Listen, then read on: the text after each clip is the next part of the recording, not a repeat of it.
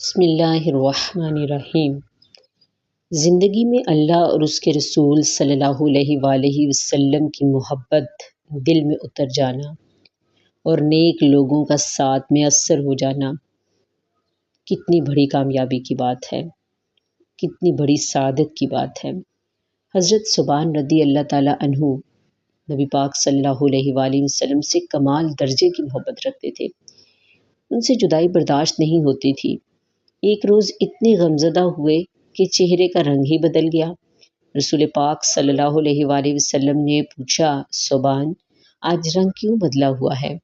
عرض کی، یا رسول اللہ فدا کا امی و ابی، یا رسول اللہ کوئی بیماری نہیں ہے، کوئی درد نہیں ہے سوائے اس کے،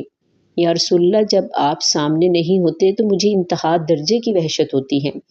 جب میں آخرت کو یاد کرتا ہوں تو مجھے اندیشہ ہوتا ہے کہ وہاں میں کس طرح آپ کا دیدار پا سکوں گا، آپ تو اعلیٰ ترین مقام پہ ہوں گے، یا رسول اللہ مجھے اللہ نے اپنے کرم سے جنت دے بھی دی تو اس مقام عالی تک میری رسائی کیسے ہو سکے گی؟ اس موقع پر سورہ نساء کی یہ آیت مبارکہ نازل ہوئی، جس کا ترجمہ ہے آیت نمبر 69،